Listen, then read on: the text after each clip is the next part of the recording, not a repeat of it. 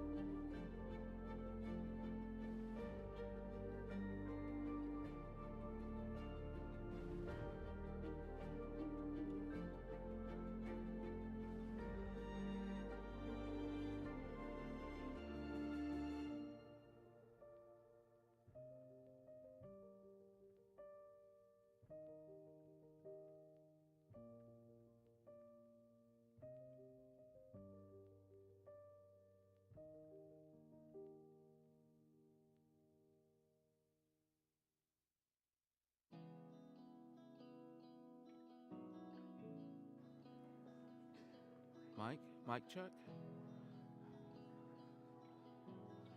You remember to take mine off.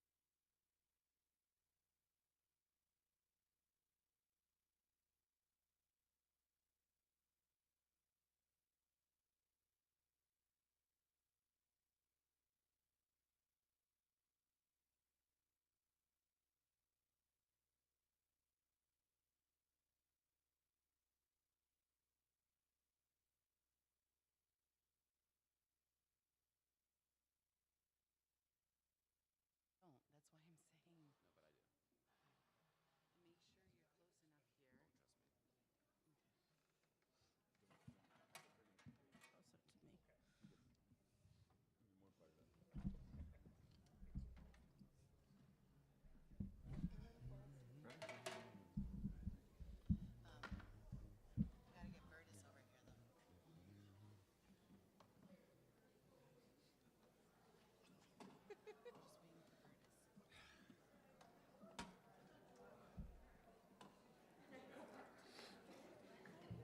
Just waiting for Verdis.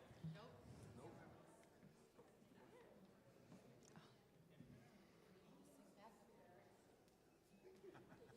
It's okay, I'll throw something in.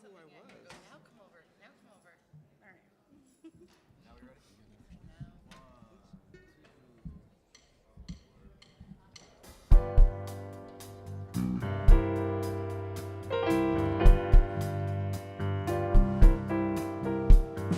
Is there always gonna be one more bridge to cross? Is there always gonna be one more bridge to cross? Just like the wind finds a resting place somewhere in the bosom of the land, so it is written by the hands of the wise that peace should come to every man.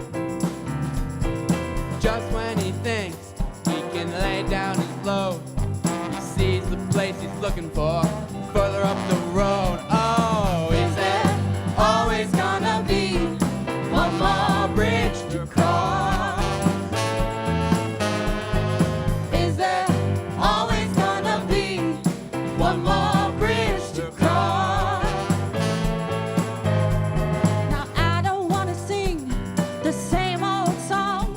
I want a new tune that we can all sing along. We made new maps, but we didn't change the sign.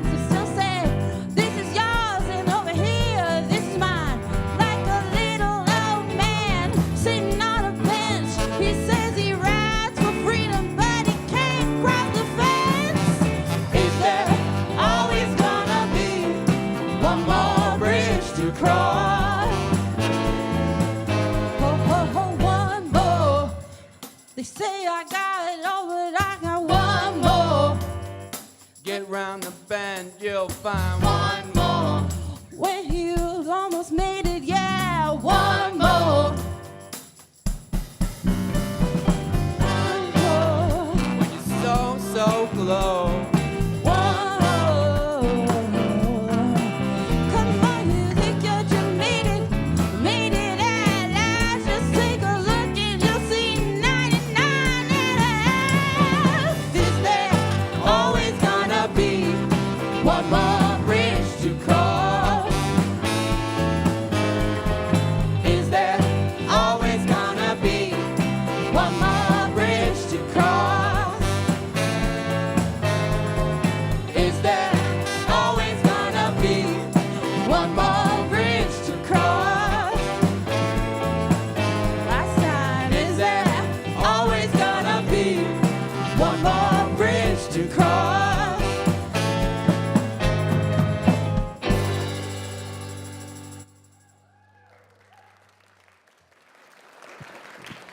Woo! Welcome to First Unitarian Church of Rochester. It is going to be a good morning. I think it's going to be a good morning like that, probably not like a good morning like we left the tissues on the drum. It's not going to be one of those Sundays. No, it is not. Welcome to the First Unitarian Church of Rochester. I'm the Reverend Shari Halliday-Quan. This is Orange Sky, though you've all got a special guest today, Reverend Verdis, who's preaching today. We've got Necole. We've got a whole bunch of people that make Sunday mornings happen, but church is never just what you see up front. Church is a people with a purpose. Yesterday, some folks told me who are normally front row sitters, they said, we're not going to sit in the front. We want to go talk to some people who are further back. So a warning for the rest of you. And they're waving. They were like, come talk to us. But then other people came and sat in the front just to be like, wait, but they're not there, so we'll be there. Thanks for filling in. I appreciate you all. Church truly is what we are able to do together. And last week we sang a bunch of songs where Pablo and Reverend Verdis taught folks different parts. And quite frankly, I'm a little bit jealous, but I don't know how to sing. So I'm just going to help us say our mission together. So our mission is to listen, open, serve, but our longer version is through spiritual connection in community. And then we have 3 phrases, and I'm going to have you all say the first one with me. So repeat after me. It's listen deeply to others and ourselves. Open to wonder and transformation. And serve together with love and humility. This is our mission. This is what we gather to do together. And each Sunday, we have an hour together to ground ourselves in our values, to remind us of the deep wells within us and that which we hope to live out of from Sunday to Sunday. If you're here for the first or second time, or maybe you've been sneaking in for 36 years, as someone told me earlier this week, before really figuring that they had settled into their spiritual home. So whatever that time frame means to you, if you're newish, I invite you to stop by the welcome desk to connect. I invite you to stay after the service in small groups. We've got a lot of different ways that folks connect with each other. Okay, why don't you all take a breath with me? We settle into this sacred time and hour. We settle into this space and land stewarded by the ancestral and contemporary Haudenosaunee people, specifically here in this space, the Seneca, the keepers of the Western Door. We gather into this space, stewarded by generations of Unitarians and Unitarian Universalists before us. Nearly 200 years. We gather in this space, in this hour, as stewards, as keepers of a tradition, a movement, and a love that extends far beyond any of us. So I'd like to invite Susan and Kevin Finn forward to light our chalice for us, and the rest of us will join in unison words together. Life is a gift for which we are grateful. We gather in community to celebrate the glories and mysteries of this great gift.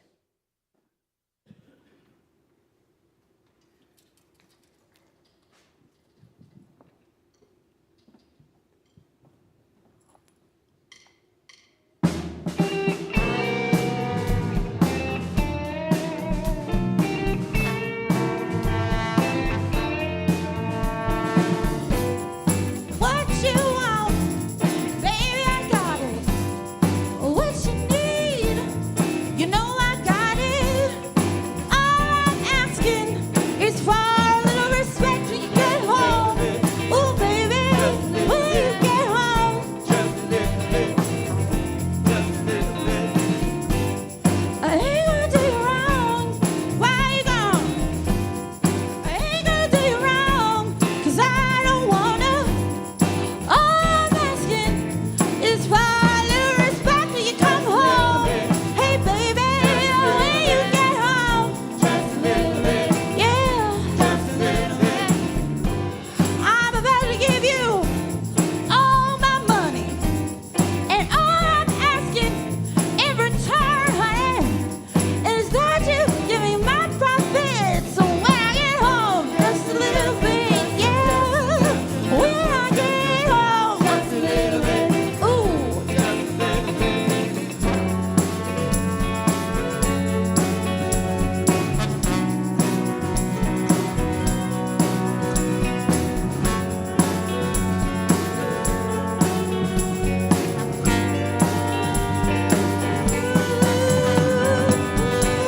Your kisses, sweeter than honey. And guess what? So is my money. All I want you to do for me is give it to me when I get home. Just a little bit. Yeah, baby. Whip it just when I get home. Just a little bit. Ooh, when you get home. Just a little bit. R-E-S-P-E-C-T. Find out what it means to me. R-E-S-P-E-C-T. Take care of DCP. Ow! Hey, baby, give me my respect. Just a little bit. Ooh, a little respect. I get so tired, baby. Keep on trying. You're running out of food to do, and I ain't lying. A little respect when you come home. Ooh, a little respect now. Ooh.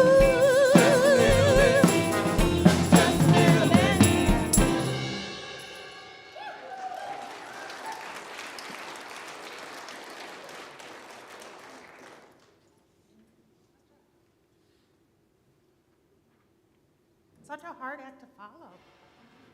I'm Necole Almond. I use she, her pronouns.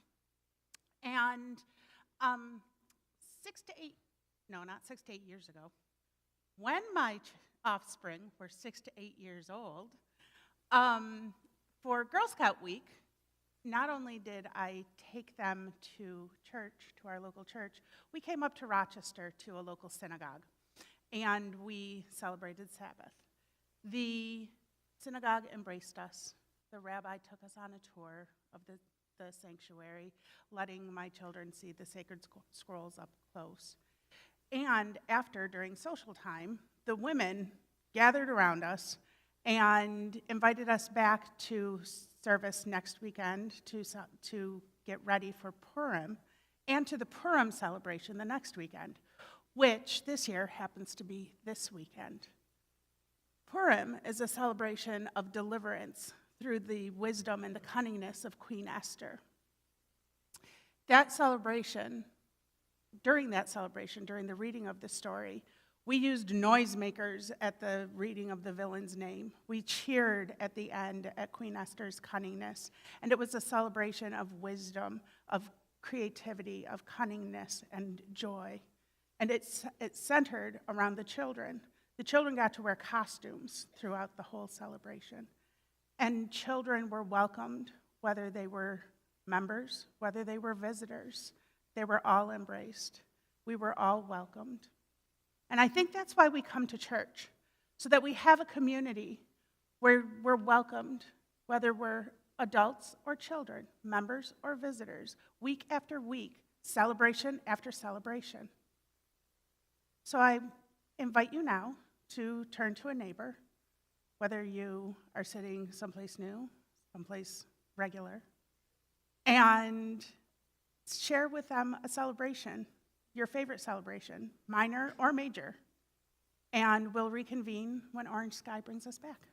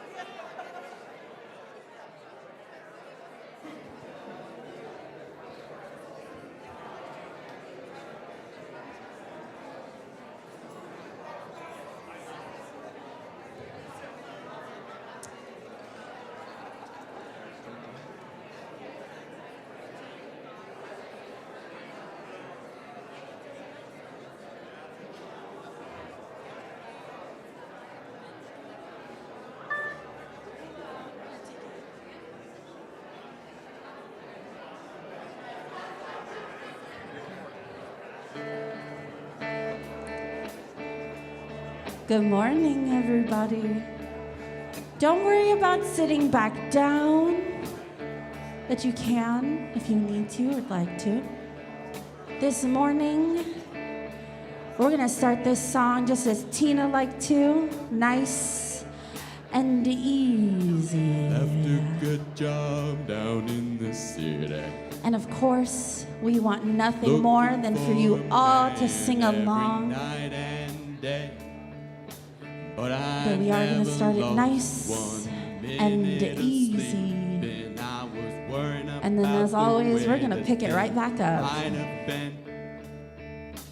Big wheel keep on turning. Turning. Proud Mary keep on burning. And everybody together. And we're rolling, rolling, rolling on the river. Listen, I left a good job down in the city, working for the man every night and day.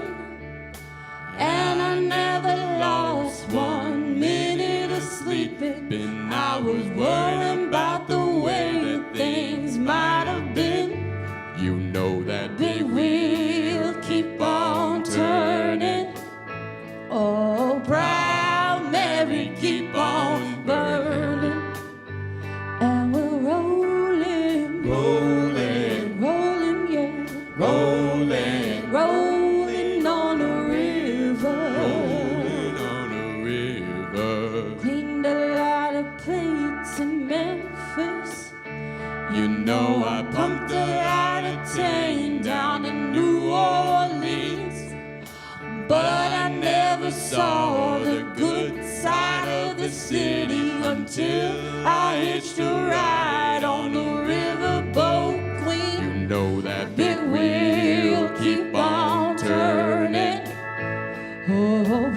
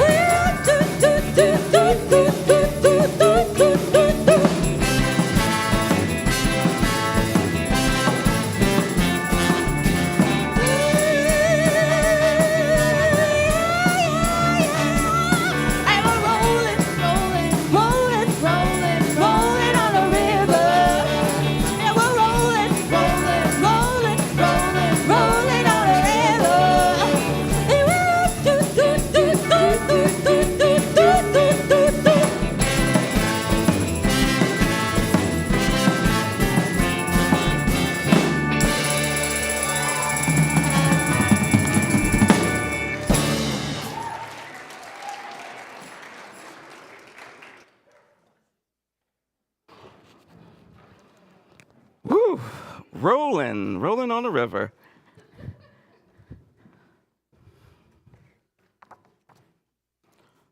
Our reading this morning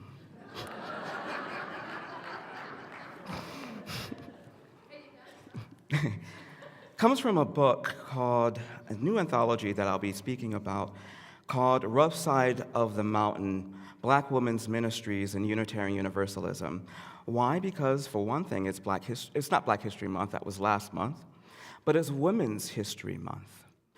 And there's a reason for this service, there's a reason for this sermon. But first, let the Reverend Connie Simon take you there. Feels like we've been traveling forever, but we're still not there. Lord knows we've tried each in our own way to get there, wherever there is. Working groups, task force, coalitions, allies, resolutions, programs, catchy acronyms, and fancy names. We think and we think and we talk and we talk. Then think and talk some more. Lord knows we've tried each our own way to get there wherever there is. They try so hard to include me, but I thought I was already included. Now I feel like an outsider. Lord knows we've tried each in our own way to get there wherever there is. I know it's better than it was, but it still feels like I'm supposed to set aside a piece of who I am in order to belong. I won't do it. My Unitarian and Universalist ancestors worked too hard for me to give up now. Frances Ellen Watkins Harper whispers softly in my ear, "Keep going, child." Yes, ma'am. It's a struggle sometimes, but I don't feel no ways tired. We've made some progress, and we've made some more, and we'll make some more. We'll keep trying. We'll get there someday, wherever there is. From the Reverend Connie Simon.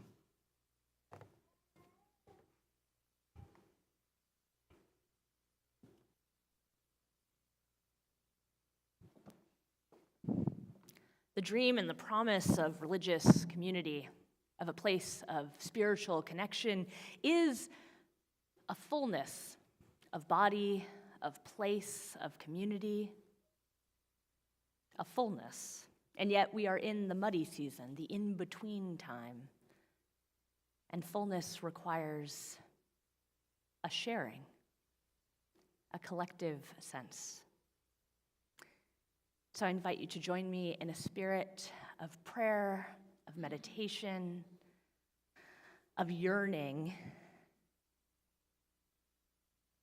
for the discomfort and in-betweenness of not yet full.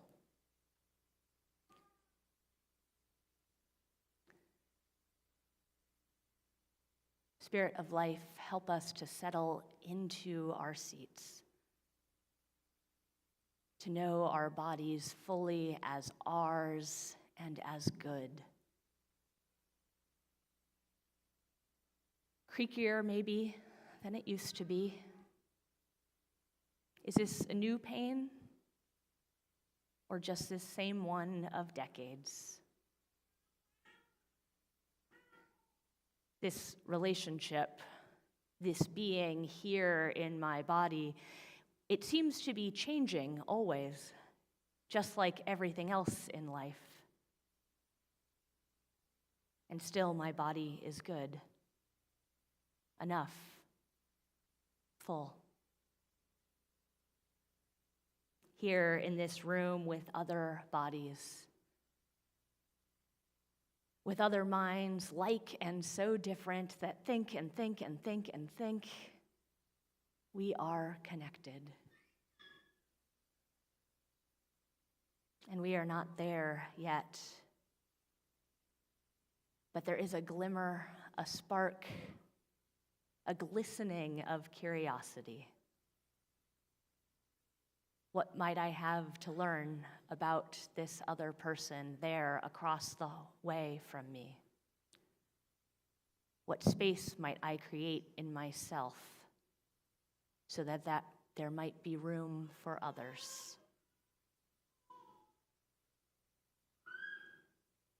Here in this moment, let us take a comfortable breath and find a space somewhere within us where we don't yet know, where a sense of fullness cannot come from being isolated and alone and already there all by ourselves. Some reminder that we need each other and that we are forever bound up in this universe together. Spirit of life, source of love that holds us in your palm, that will not abandon us. Help us to know the peace of not yet knowing, the peace of this in-between time. And help us to continue to yearn for a deeper fullness. Amen. Ashe, and blessed be. Here in this space of community, we each come with so much that has gone on in our lives, so much that we carry with us or that we read in the news, so much to make meaning of that we have not yet. Here in this space of community and sacred presence, you're invited to name in your heart or out loud something in your life for which you are grateful, something that you are grieving, or something that's growing, that's alive and present and new.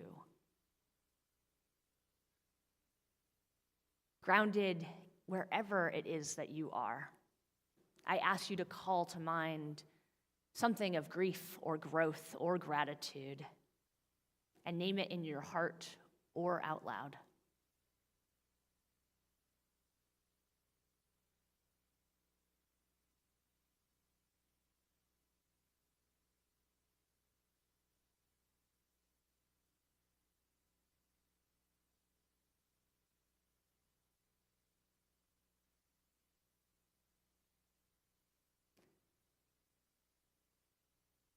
And here in community, you are invited to take this concentrated thought, this moment, and bring it into your body, to not just to think and think and think, but to come forward and to light a candle. Or if you'd like someone to bring a candle to you, to raise your hand. An usher or I will bring a candle to you. Otherwise, you're invited to come forward now.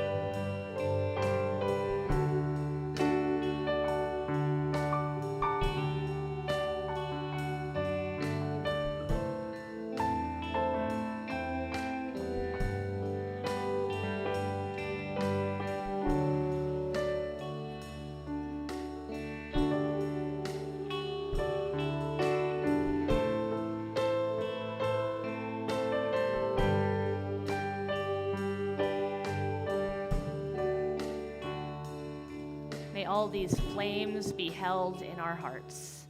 Amen.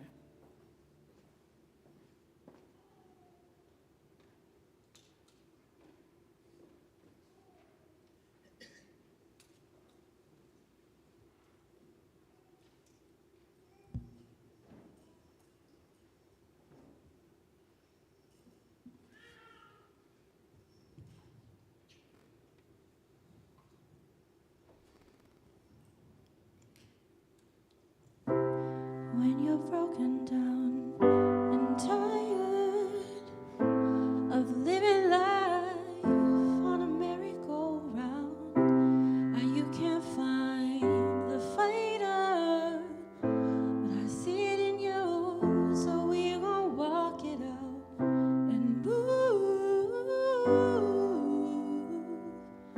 mountains. We gon' walk it out and move mountains. And I'll rise up, I'll rise like the day. I'll rise up, I'll rise unafraid. I'll rise up, and I'll do it 1,000 times again. And I'll rise up, I'll rise like the waves. I'll rise up in spite of the ache. I'll rise up, and I'll do it 1,000 times again.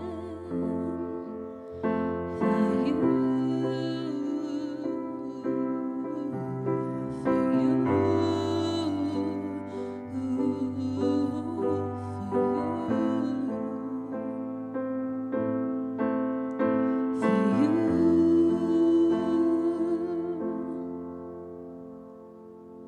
when the silence isn't quiet and it feels like it's getting hard to breathe, and I know you feel like dying, but I promise we'll take the world to its feet and move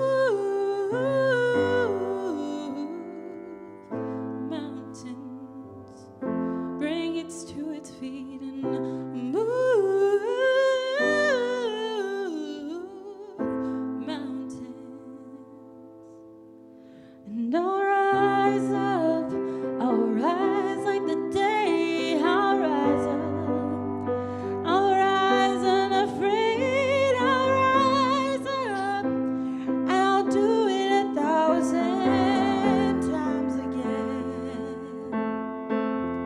For you,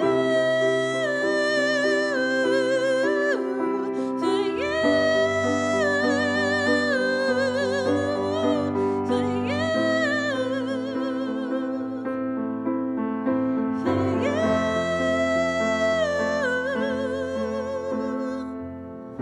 All we need is hope, and for that we have each other, and for that we have each other, and we will rise, we will rise, we'll rise. Oh,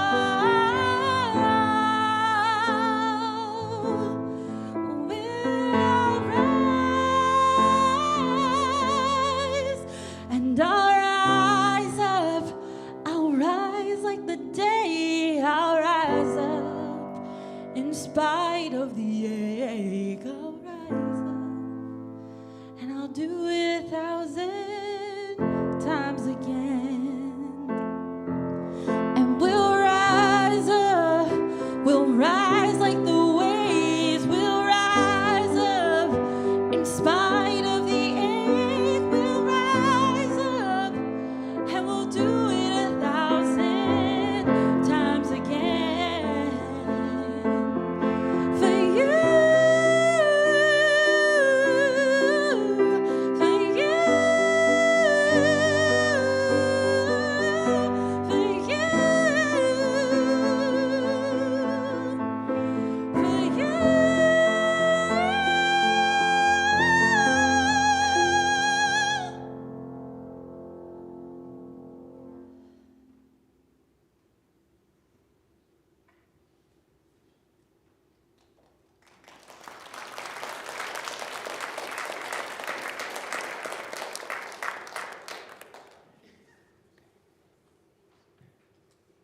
week, we split our plate with an organization doing the work of love and justice. This week, our Director of Religious Education, Amanda, will share. Good morning.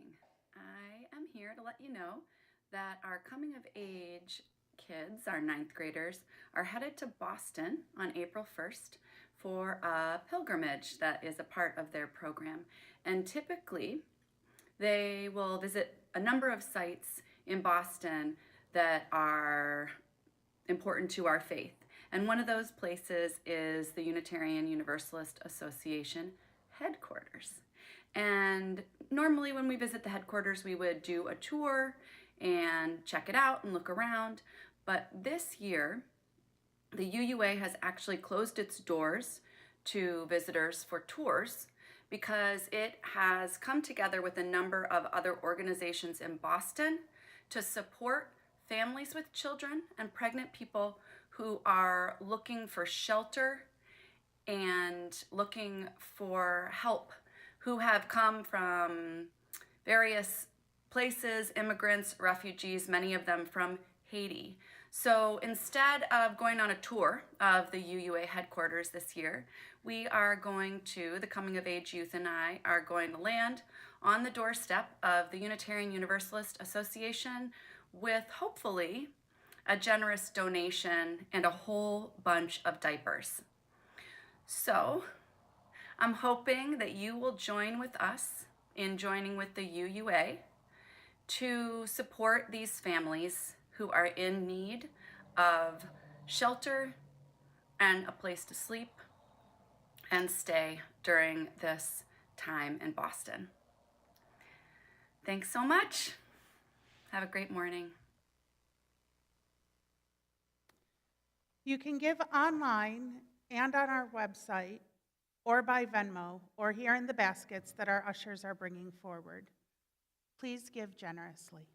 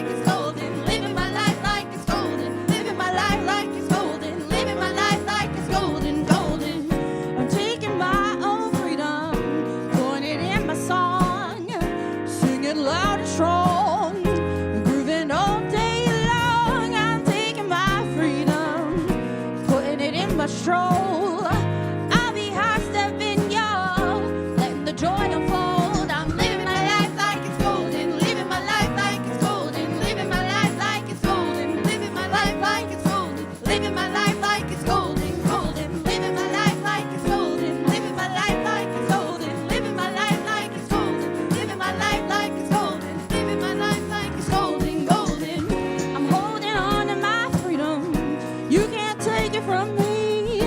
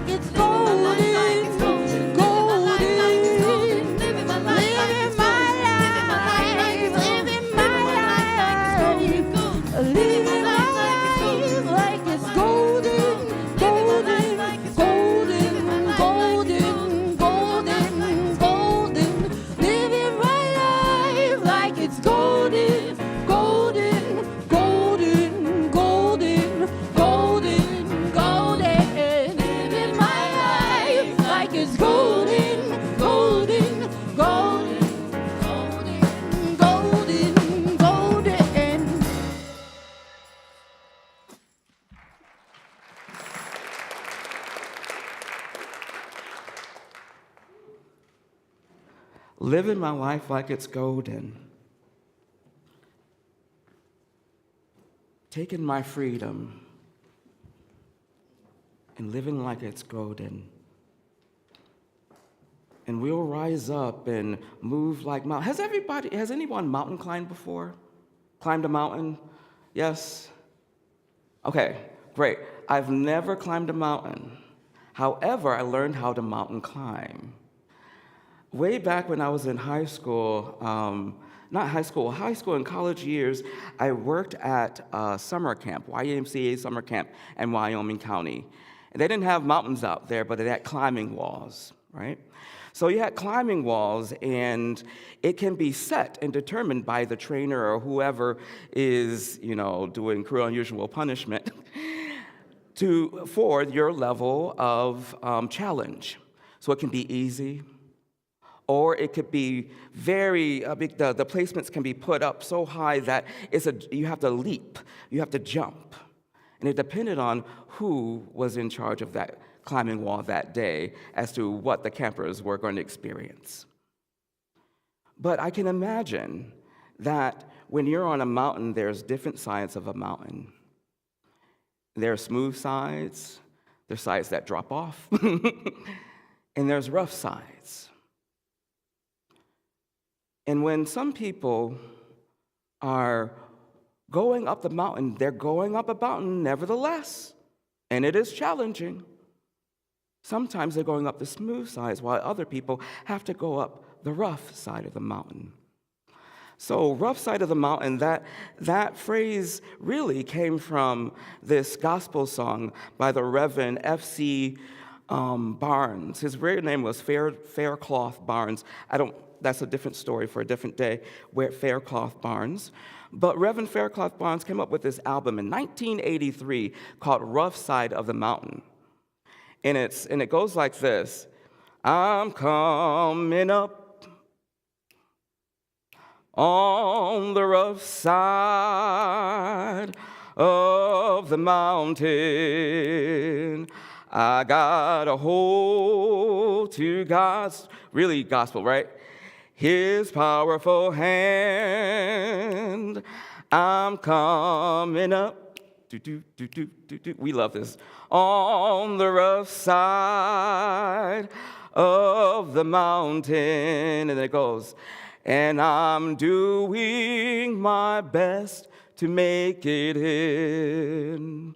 And it was really talking about the struggle that African Americans have had in our society, going up that mountain. Yes, everyone's going up that mountain together to get to the other side, whatever that other side is. Here they're talking about the promised land. Some people are talking about true justice and equity. Some people are talking about freedom. Some people are talking about justice, like I said. But some people are really talking, especially if you're Unitarian Universalist, about that beloved community and making sure that we all are a part of that. And if people are going up the smooth side and some people going up the rough side, that's not beloved in and of itself. So, rough side of the mountain was also the title of a new work that I shared a little bit of by the Reverend Dr. Kiyama Rahman. And the Reverend Dr. Kiyama Rahman, and I'm going to be reading to y'all, so if y'all don't mind, do a little reading hour. The Reverend Dr. Kiyama Rahman is a Unitarian Universalist minister residing in St. Crux, Virgin Islands. She has done work across the country. I've seen work that she has done way back in Atlanta, Georgia. And her scholarship and writings have appeared in many scholarly works, bringing out the history and the contributions of African Americans in Unitarian Universalism, like Darkening the Doorways, if you know that one, Standing Before Us, Voices from the Margins, Blue Notes. She has a degree in education as well as social work, as well as a Master of Divinity from Meadville Lombard Theological School and a doctorate from Clark Atlanta University in Africana Women's Studies. And she says in this book right here, Rough Side of the Mountain, that she was waiting for people or someone, a ram in the bush, to bring out the stories, the histories. We're in Women's History Month right now, the histories of Black clergy women in Unitarian Universalism. So she waited, and she waited, and she waited until she realized that she was the one she was waiting for.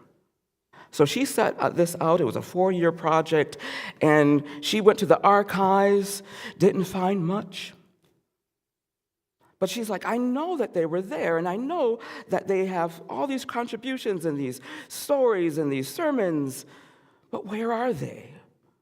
Where are their voices? We even know some of them by name, but where are they? She even set out for people who are currently ministers. Some people were overburdened, overworked, and just could not contribute. Some people had been so traumatized that they refused to speak. And others gladly contributed. And some had passed along and left some gems and some encouragements and some wisdom behind. So I'm not going to go through this entire book with you or for you, but I'm just going to plant a seed for further study. It's available in a Skinner house near you. And maybe even plant a seed for some of us to gather together and reflect on these voices. The other thing that I'm not going to do is I'm not going to paraphrase what they're saying, but I'm going to read what they had to say for themselves so you can hear it from their voices in my voice. You know, it is documented from the beginning of our traditions, and I say our traditions because we weren't always Unitarian Universalists, but from our traditions, that non-white people who have acknowledged a call to the ministry came up with barriers and against barriers. These barriers impacted their formation. It impacted their placement and settlement in congregations, and in some cases completely derailed them. And I'm using past tense, and I don't know why. I guess I'm being but. Sometimes this derailment or these barriers are placed there without people realizing what's going on because of our culture. And even being the most, and I would say the most liberal progressive denomination in the world, I'll stand by that. We too are informed by the society and the culture that we live in, which is predominantly part of white supremacy culture. So even in UU spaces, Unitarian Universalism is a predominantly white space. That's facts. Right? Or am I wrong? Right. Predominantly white space. It has always been a predominantly white space and denomination, but not solely and not only. According to Reverend Dr. Rahman, in predominantly white spaces where Black women clergy are sometimes treated as guests, even those who had grown up in the faith, and this wears on the soul. She writes, Unitarian Universalism still favors white male ministers, and laity often view Black women as less capable than others. It is profoundly uncomfortable to feel like a stranger in one's own faith community with one's chosen people. while race is a social construct and not real, Unitarian Universalism will not be successful in dismantling racism and white supremacy culture in our movement if we don't talk about race and meanings attached to it. And we will never make it that rough side of the mountain smooth. And then she goes on to admit, on most days, I'm proud to be a member of the small but growing group of Black UU clergy women. Some days I want to retreat and weep in solitude as I learn about the deaths and the pains and suffering that some of my sisters have experienced. Some are so traumatized that they refuse to speak about these incidents, even years later. So I'm going to highlight some of these experiences, and we will hear directly from their voices, and not go into so much of reflection on these words, because I'll let you do that. And again, I'm planting a seed. So I'll begin with the Reverend Dr. Hope Johnson. The Reverend Dr. Hope Johnson served as the Congregational Life Consultant of the Unitarian Universalist Association's Central East Region and Southern Region. She specialized in conflict resolution and multicultural congregational development, and she was the former minister of the Unitarian Universalist Congregation of Central Nassau in New York, and she served there for 15 years. Before that, she was the Minister of Spiritual Life and Director of Religious Education at the First Unitarian Church of Brooklyn.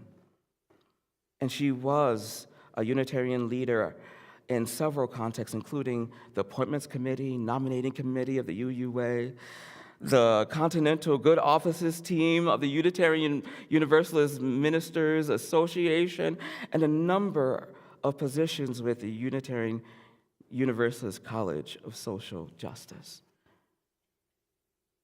When asked about a specific incident that informed her ministry, as you can hear, it was a long and very impactful ministry, and then I argue that it was cut short because she died about 4 years ago. And she recalled a time when they were going to gather for the General Assembly, and it happens every June in General Assembly, and it happens all across the country in different places. And she said this was 1993, and it was a day in Charlotte, North Carolina, and she was at a meeting at the Community Church of New York, and that was her home congregation with all of those who were heading to General Assembly. And she was asked about the main event. And the main event that she was told was the Thomas Jefferson Ball. And that was fine. Okay, Thomas Jefferson Ball. Great. We're going to have a ball, Thomas Jefferson Ball. So, and then it was fine until the description. And it said, come in period dress. Ouch, right? Ouch.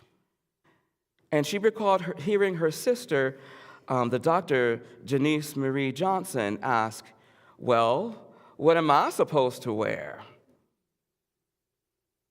So they tried to get the planning committee and others to make the theme a teachable moment in one way or another. Here's an opportunity to turn this into a teachable moment. Unfortunately, no one listened to us, she said. So we descended on Charlotte knowing where every custom house was.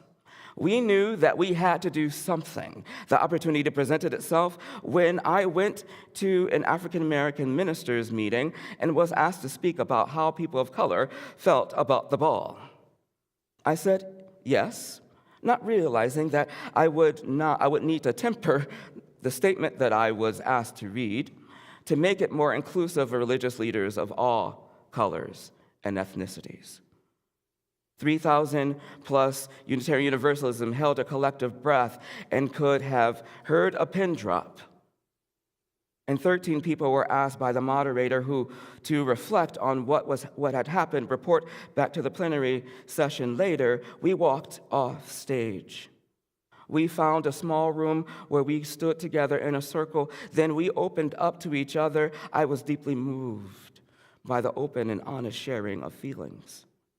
It was the profound experience I've never had.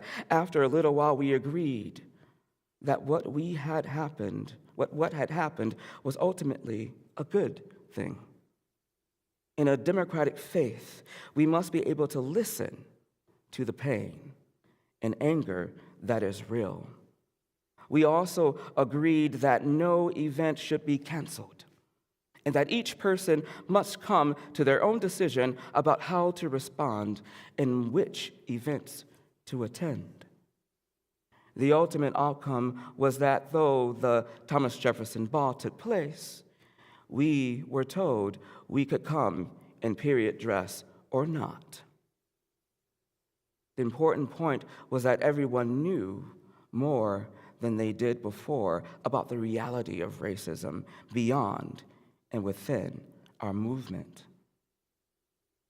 Thankfully, there was no massive walkout of Unitarian Universalism, as has happened in the past.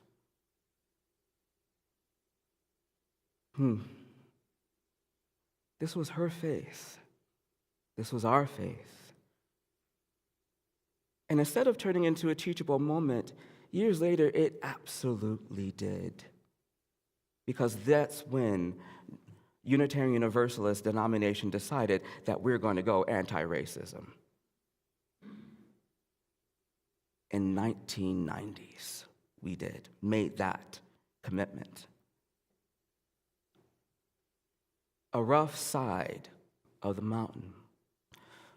So now we're going to go to another elder who is not with us any longer, and that is the Reverend Marjorie Bowens-Wheatley. And the Reverend Marjorie Bowens-Wheatley was married to one of our first ministers of Native descent, the Reverend Dr. Clyde Grubbs.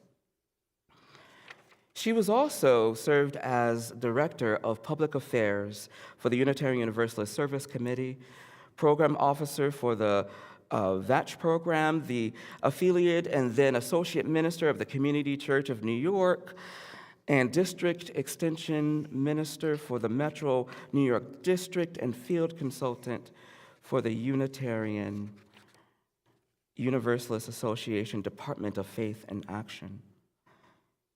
In 1999, she became the co-interim minister of the first Unitarian Universalist Church in Austin, Texas, with her husband.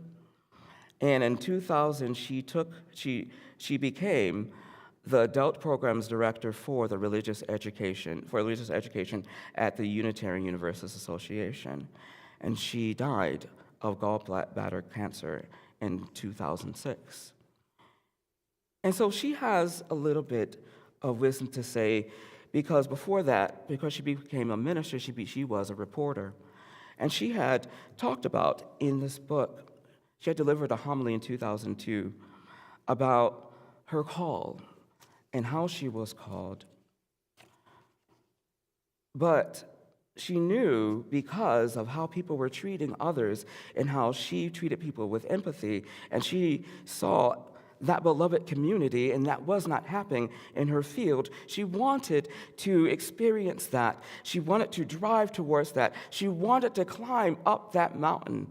And that's when she became a Unitarian Universalist. And she felt a faith community and found her way to the All Souls Church in Washington, D.C.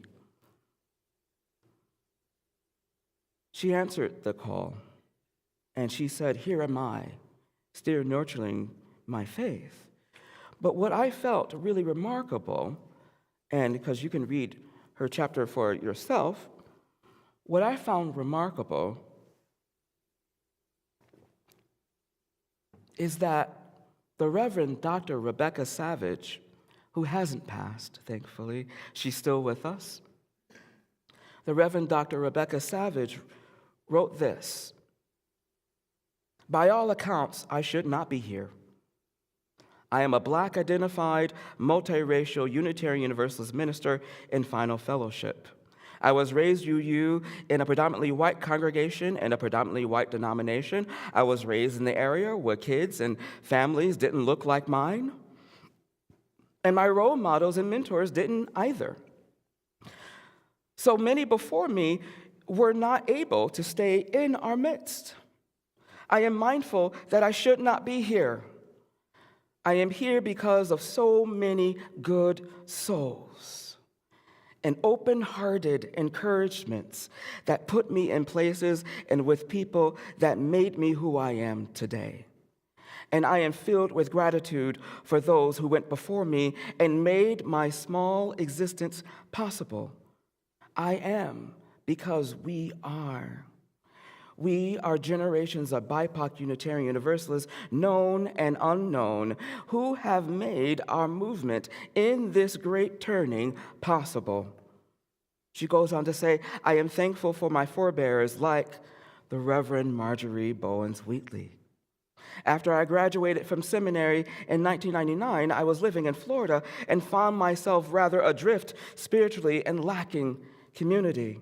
I felt uprooted and unsure of where my professional career would take me. I recall clearly the day that Reverend Marjorie invited me to her home for tea. I was young and still very much in formation, and as I felt as if I had been summoned by a great teacher, I remember we sat together and side by side on spacious chairs, and Reverend Marjorie sought to just know me. She saw me, and I felt encouragement simply with gracious hospitality. I remember she said to me, 'You're important. We need you. Don't forget that.'" That model, that mentorship is crucial. But in order to get there, particularly Black women, clergywomen, had to climb and have to climb a rough side of the mountain.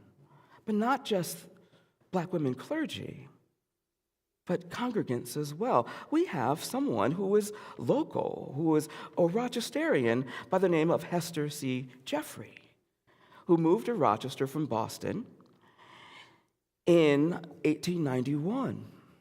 And she was an untiring organizer and activist in her own right, and started to get involved in many of the city's associations soon after she moved to Rochester.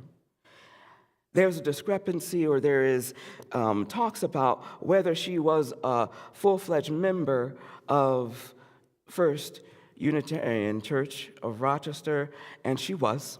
But she was also a member of AME Zion downtown, an African-American church.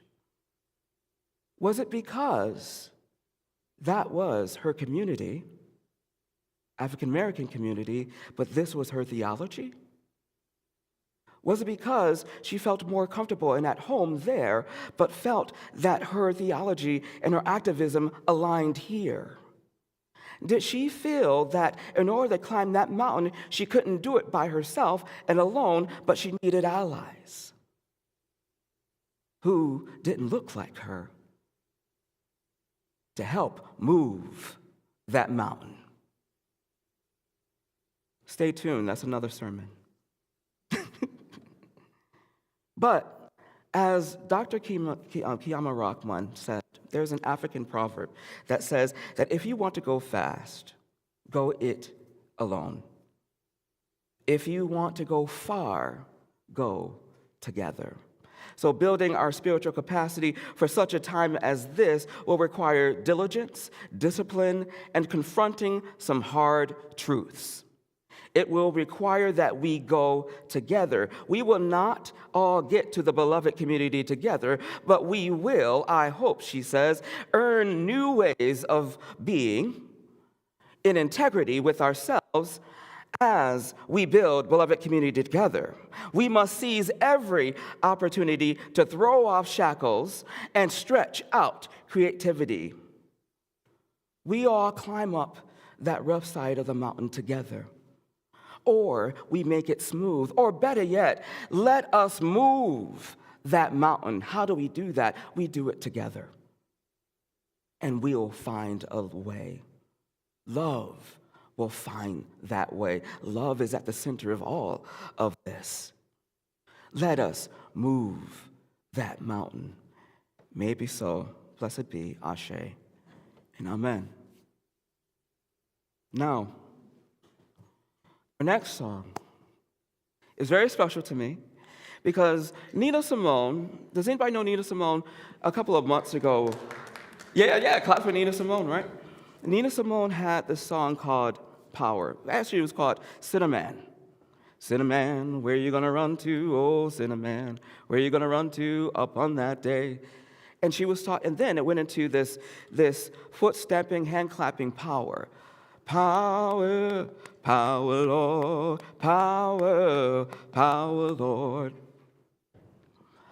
We used to sing Power, Lord when we were invoking Spirit to come in our midst. So what power? Power to go up against injustice. Power to make that mountain smooth. Power to move that mountain. Nina cried power. Reverend Marjorie cried power. Reverend Hope cried power. Reverend Rebecca Savage is crying power. Let us cry power as Nina cried power.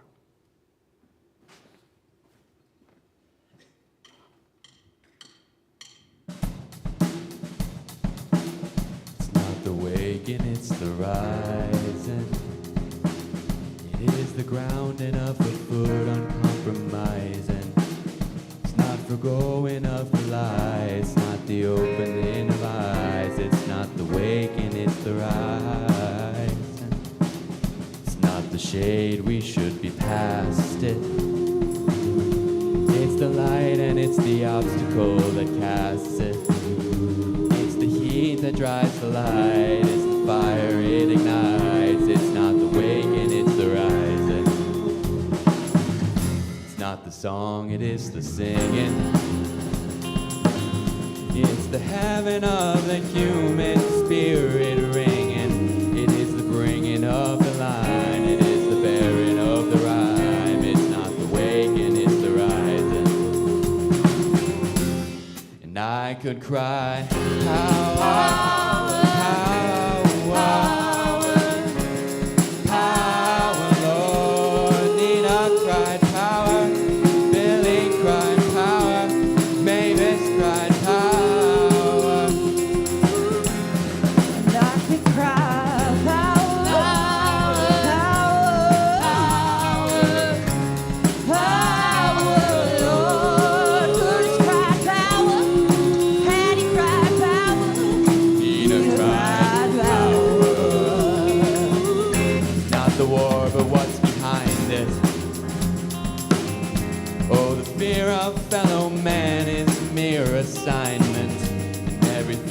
We're denied by keeping the divide. It's not the waking, it's the rising.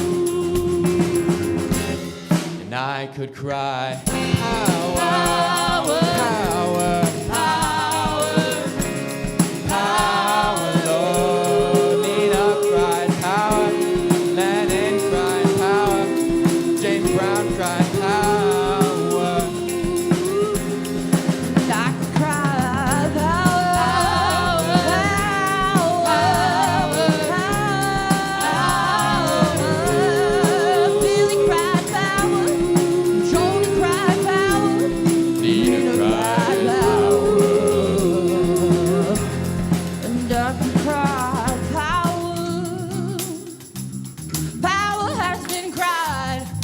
Stronger than me, straight into the face that tells you to rattle your chains if you love being real. Yeah, Lord, I could cry, power,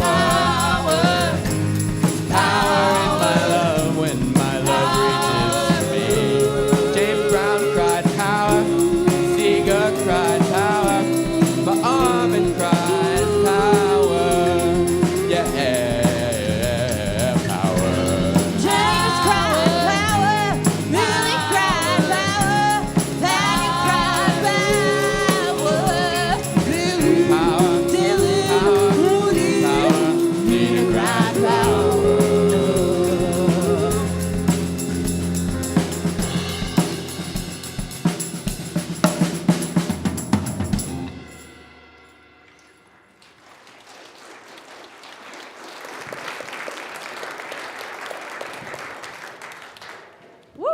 Well, don't you all want to spend more time together then? All right, so we will extinguish the chalice together in just a moment, but before we do, just want to call your attention to some of the stuff that's going on afterwards. We've got nature-based spirituality, we've got green group for middle and high school youth, there's plant-based cooking, there's parenting matters, and if you're new or newish, right, that like first week to 36 years moment, and you want to know more about Unitarian Universalism, there's UU 101. There is also, if you're inspired and like, I don't know, want to rise up after this service and make Rochester a more just community, upstairs we're going to have a sign-making party for a rally this coming week to help encourage the city of Rochester and the county to fund a feasibility study for a public utility. We're also going to have Sundays up there because, fun facts, it's Palm Sunday. If you don't know what that means, you're still invited. That Sunday's going to happen in your hand. That's not actually what the holiday means, but that's what we're going to do. And also, you may not know this, but Sundays were invented in Ithaca for a Unitarian minister. So, you know, it's really a heritage experience. So yeah, that's what's happening after the service. Let's extinguish our chalice here with our unison words. Oh, all right. We extinguish this flame, but not the light of truth, the warmth of community, or the fire of commitment. These we carry in our hearts until we are together again. Let us climb up that rough side of the mountain together. Let's make it smooth, and let us move that mountain, all right? Can I hear an amen? Amen. And blessed be. Amen.